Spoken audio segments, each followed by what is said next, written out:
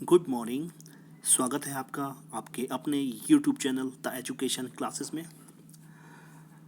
DElEd fourth semester 2018 educational administration and management से एक और महत्वपूर्ण टॉपिक जिसे हम इंस्टीट्यूशनल प्लानिंग या संस्थागत नियोजन के नाम से जानते हैं, मैं आपके सामने लेके आया हूँ। ये टॉपिक काफ़ी सारा प्रभावकारी होगा आपके लिए, आपके आने वाले सेमेस्टर एग्ज़ाम के लिए। तो आइए ज़्यादा बात ना करते हुए बढ़ते हैं अपनी टॉपिक की तरफ।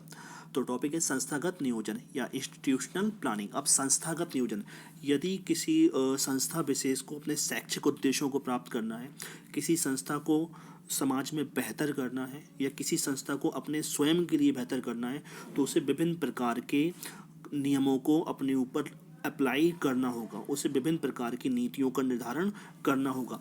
तो जब कोई संस्था सिर्फ और सिर्फ अपने उद्देश्यों को ध्यान में रखकर या सिर्फ संस्था विशेष के उद्देश्यों को ध्यान में रखकर कोई नीतियों का निर्धारण करती है, कोई नियमों का निर्धारण करती है, तो इस प्रकार के नियोजन को या इस प्रकार की नीति निर्धारण को हम लोग संस्थागत नियोजन नाम से जानते हैं।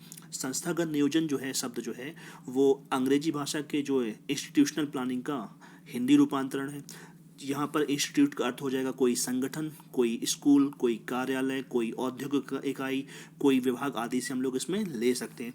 और जो प्लानिंग हो जाएगी उसका आशय क्या हो जाएगा, योजना या अनुशासित व्यवस्था या नीतियों का निर्धारण करना आदि। तो इस प्रकार हम कह सकते हैं किसी संगठन विशेष में लक्ष्य प्राप्ति हेतु, उद्देश्यों की प्राप्ति हेतु उसमें जो भी व्यवस्था, जो भी अनुशासन बनाए जाते हैं ताकि उस संगठन या संस्था को विधिवत ढंग से चलाया जा सके, तो इस व्यवस्था को हम संस्थागत नियोजन कह सकते हैं। जैसी बात है कि किसी संगठन के हर संगठन के कोई ना कोई लक्ष्य होते हैं, कोई ना कोई उद्देश्य होते हैं, और प्रत्येक संस्था, प्रत्येक संगठन, प्रत्येक संस्थान कहीं ना कहीं उन लक्ष्य को प्राप्त करने हेतु ही कार्य करता है। मान लीजिए कोई महाविद्यालय, कोई शिक्षा महाविद्यालय है या बीटीसी महाविद्यालय या फिर डीएलएड है या फिर बीएड है, तो उसके भी क्या कुछ ना कुछ लक्ष्य होंगे। क्या लक्ष्य होंगे, मान लीजिए उसका जो लक्ष्य हो सकता है कि किस प्रकार से अपने यहाँ पे शिक्षण अधिगम की परिस्थितियों को बेहतर से बेहतर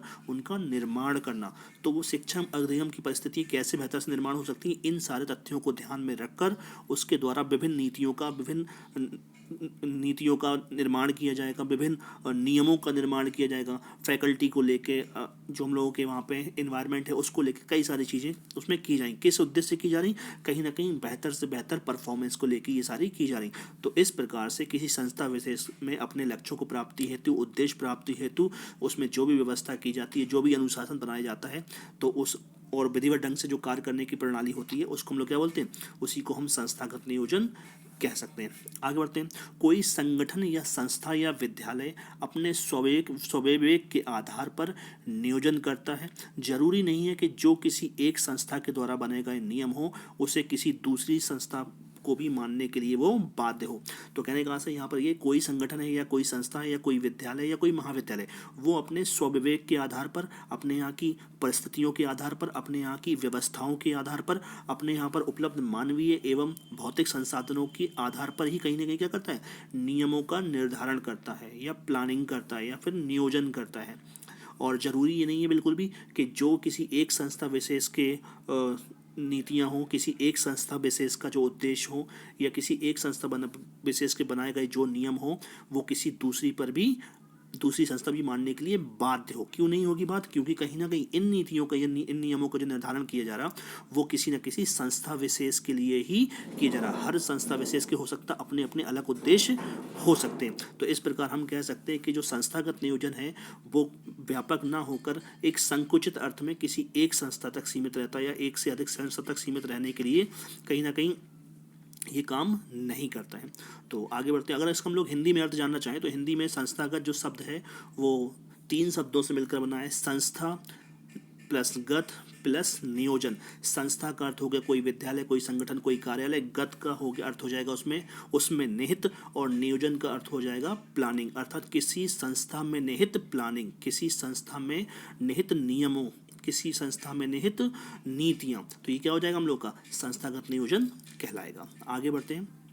अब सबसे पहले इसकी हम लोग एक डेफिनेशन जानते हैं। तो यहाँ पे मैंने पिछली वीडियो की तरह भी यहाँ पर भी जो डेफिनेशन दी हुई है वो डेफिनेशन जो है, तो यहाँ पर भी मैंने जो डेफिनेशन दी गई है वो अकॉर्डिंग टू माई सेल्फ की है, क्योंकि मेरे द्वारा जो हमेशा डेफिनेशन दी जाती है वो कहीं ना कहीं मेरी खुद की डेफिनेशन एक तरीके से इसको कह सकते हैं। तो संस्थागत नियोजन जो है किसी शैक्षिक संस्था या संगठन के द्वारा अपने पास मौजूद भौतिक तथा मानवीय संसाधनों का बेहतर से बेहतर ढंग से प्रयोग करने के उद्देश्य से बनाए गए नियम नीतियाँ ताकि लक्ष्यों को प्राप्त किया जा सके। तो इसे ही हम संस्थागत नियोजन के नाम से कह सकते हैं, या इसे ही हम संस्थागत नियोजन कह सकते हैं।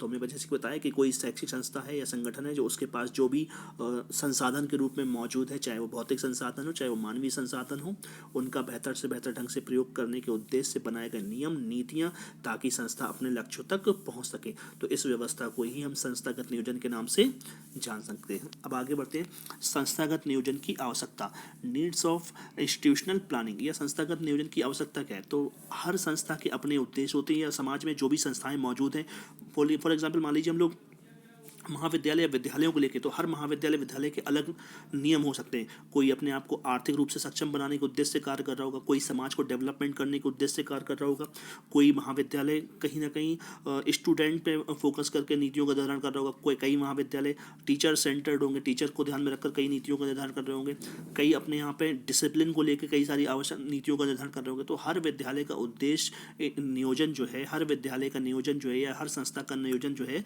वो कहीं ना कहीं अपने उद्देश्यों को ध्यान में रखकर कहीं ना कहीं नीतियों का निर्माण किया जाता है। तो जो पहला इसका हो जाएगा, संस्थागत नियोजन के द्वारा सामाजिक तथा शैक्षिक उद्देश्यों को प्राप्त किया जा सकता है। यानी जो संस्थागत नियोजन जो है इसके माध्यम से समाज के भी उद्देश्यों को प्राप्त किया जा सकता है और साथ ही साथ में शिक्षा के भी उद्देश्यों को प्राप्त किया जा सकता है। क्योंकि समाज के भी कई सारे उद्देश्य होते हैं कि उसमें पढ़ने वाले जो भी बच्चे हैं, जो भी छात्र हैं, जो भी छात्राएं हैं, वो कहीं ना कहीं समाज से बिलोंग करते हैं। तो हर समाज का यही उद्देश्य होता है कि उसके यहाँ पे कहीं ना कहीं एक ऐसा एनवायरनमेंट क्रिएट हो सके जो कहीं ना कहीं समाज को आगे लेके जा सके। तो इस संस्था विशेष के द्वारा ऐसे नियमों का निर्धारण किया जाएगा, ऐसी नीतियों को बनाया जाएगा जिससे कहीं ना कहीं समाज को आगे लेके जाया जा सके और साथ ही साथ में शैक्षिक लक्ष्यों को प्राप्त करने के लिए भी बहुत आवश्यक है। सेकंड पॉइंट की तरफ बढ़ते हैं।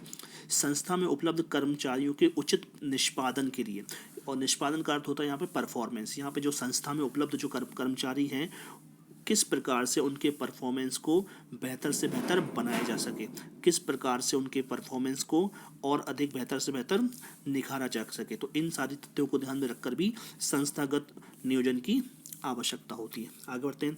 संस्था की वित्त व्यवस्था हेतु आय के स्रोतों को बढ़ाना ताकि भौतिक संसाधनों को बेहतर बनाया जा सके। आज कोई भी संस्था है, कोई भी विद्यालय, कोई भी महाविद्यालय, उसकी संपूर्ण व्यवस्था कहीं ना कहीं आय के साधनों के माध्यम से ही बेहतर बन सकती है।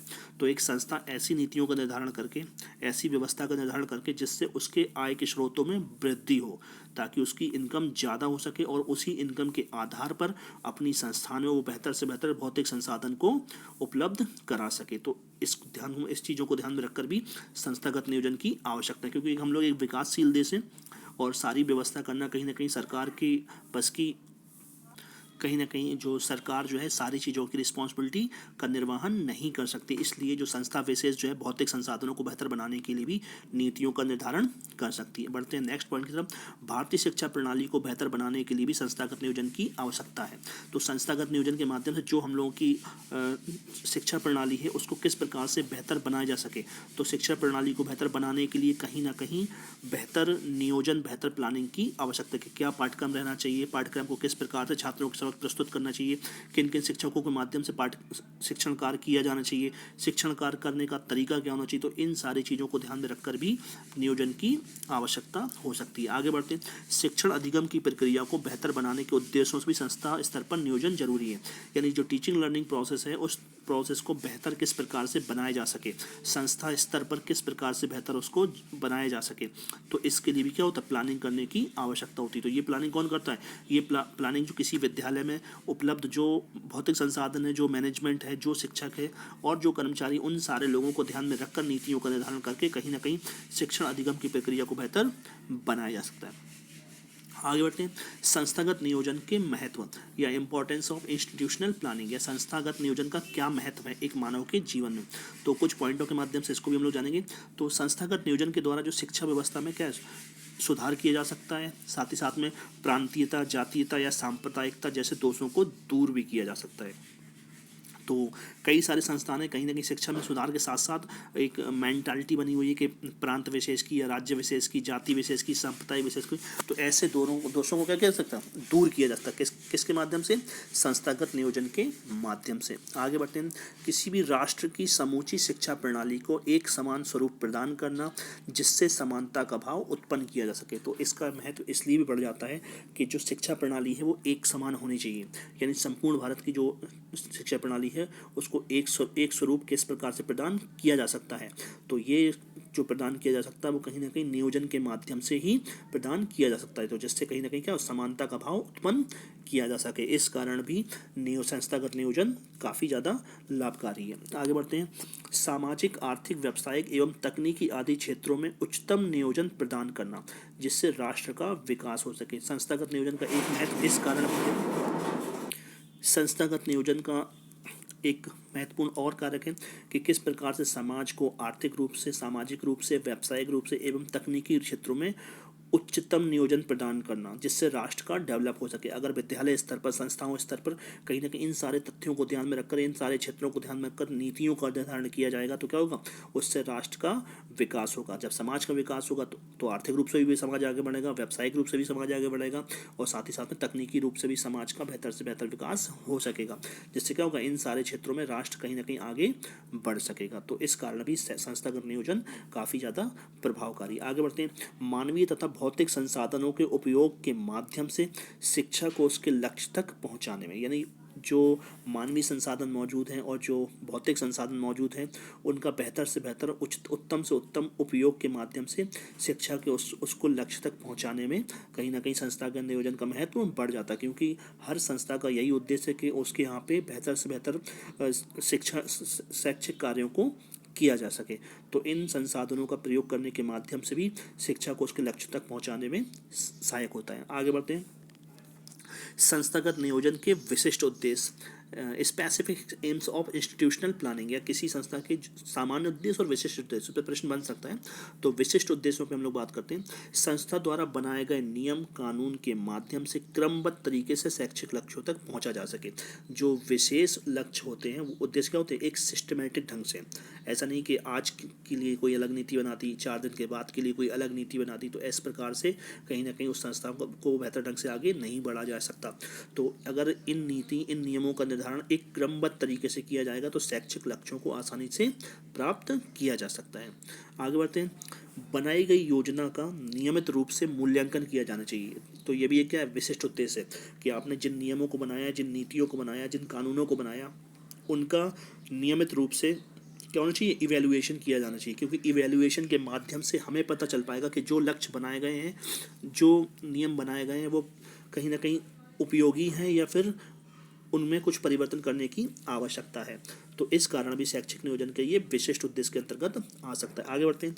अनुभवी व्यक्तियों का परामर्श एवं सहयोग भी लिया जाना चाहिए। किसी भी नियम को बनाने से पूर्व, किसी भी नीति बनाने के पूर्व संबंधित क्षेत्र विशेष में मौजूद जो एक्सपर्ट हैं उनका भी कहीं ना कहीं क्या परामर्श या सहयोग लिया जाना चाहिए, क्योंकि एक्सपर्ट कहीं ना कहीं उस क्षेत्र विशेष में मौजूद समस्याओं को भली भांति प्रकार से जान सकता है, आने वाली समस्याओं को भली भांति प्रकार से जान सकता है, किस प्रकार से उसको लागू किया जाना है। तो इन सारे तथ्यों को ध्यान में रखकर किसी भी नीति का निर्धारण करते समय संस्थागत स्तर पर कहीं ना कहीं जो अनुभव व्यक्ति हैं उनको कहीं ना कहीं इसमें शामिल किया जाना चाहिए। आगे बढ़ते, संस्था के द्वारा किया जाने वाला नियोजन स्थानीय समुदायों के लिए लाभप्रद सिद्ध होना चाहिए, यानी जो नीति आप बना रहे हो, जो नियम आप बना रहे हो, उसको कहीं ना कहीं स्थानीय लोकल समुदाय है, जो लोकल लेवल पर जो लोग हैं कहीं ना कहीं उससे जुड़े हुए हैं संस्थान विशेष से, तो उनको लिए कहीं ना कहीं लाभप्रद होना चाहिए। मान लीजिए आप किसी विद्यालय का आप संचालन करते हो, आप ऐसा नियम बना रहे हो जो कहीं ना कहीं उस समाज के लिए लाभकारी नहीं है, तो क्या समाज के लोग आपसे जुड़ पाएंगे? नहीं जुड़ पाएंगे। तो इस प्रकार से जो भी आप नीति का निर्धारण करें, जो भी आप नियम का निर्धारण करें, उसके माध्यम से कहीं ना कहीं समुदाय को लाभ मिलना चाहिए, तब जाके कहीं ना कहीं आपका नियोजन क्या होगा, सफल हो पाएगा। जब आपका नियोजन सफल हो पाएगा तो क्या होगा, संस्था ऑटोमेटिक डेवलपमेंट कर पाएगी। आगे बढ़ते हैं। नियोजन भावी उन्नति को सुरक्षित करने वाला होना चाहिए। जो प्लानिंग है वो कहीं ना कहीं भविष्य में या कहीं ना कहीं जो इस उद्देश्य से की जानी चाहिए कि कहीं ना कहीं आगे चल के वो ग्रोथ करेगा, इस प्रकार से उसको बनाया जाना चाहिए। इस प्रकार से नहीं कि आपने सिर्फ नीतियों का निर्धारण एक अंदाज बेस पे कर दी, तो इस प्रकार से ना कर कर आपको किस प्रकार से करना है, आपको ऐसा नियमों का निर्धारण करना है, ऐसी नीतियों का निर्धारण करना है जिसके माध्यम से उन्नति का भाव उसमें देखने को मिल सके। तो ये जो था हम लोगों का टॉपिक था शैक्षिक नियोजन। तो इससे कौन कौन से प्रश्न हम लोगों के बन सकते हैं, तो इससे पहला प्रश्न तो यही बन सकता है शैक्षिक नियोजन का अर्थ, कि शैक्षिक नियोजन होता क्या है। दूसरा प्रश्न बन सकता है शैक्षिक नियोजन की किसी एक समाजशास्त्री की या किसी एक प्रशासनिक व्यवस्था में शामिल व्यक्ति की परिभाषा, डेफिनेशन का प्रश्न बन सकता है। इसकी आवश्यकता, कोई दो आवश्यकताएं, ये भी प्रश्न बन सकता है। साथ ही साथ में इसके इम्पोर्टेंस की अगर हम लोग बात करें तो शैक्षिक नियोजन का क्या महत्व है, ये भी प्रश्न बन सकता है। और शैक्षिक नियोजन के विशिष्ट उद्देश्यों का वर्णन करें, ये भी प्रश्न बन सकता है। और साथ ही साथ में ऐसा भी प्रश्न बन सकता है कि शैक्षिक नियोजन समाज के लिए क्यों लाभकारी है, या शैक्षिक नियोजन की वर्तमान समाज में क्या आवश्यकता है, अपने शब्दों में वर्णन करें। तो ये कई सारे प्रश्न इसमें हम लोगों को देखने को मिल सकते हैं। आई होप आपको वीडियो पसंद आया होगा। तो चैनल को लाइक करिएगा, कमेंट करिएगा, शेयर करिएगा, और कोई फीडबैक हो तो आप ज़रूर बताएं। और साथ ही साथ में जो भी चैनल पर नया हो, चैनल को सब्सक्राइब करें, बेल आइकन को प्रेस करें, ताकि इसी प्रकार की आने वाली और वीडियोज़ आपके पास टाइम टू टाइम पहुंचते रहे। तब तक के लिए thank you and have a nice day.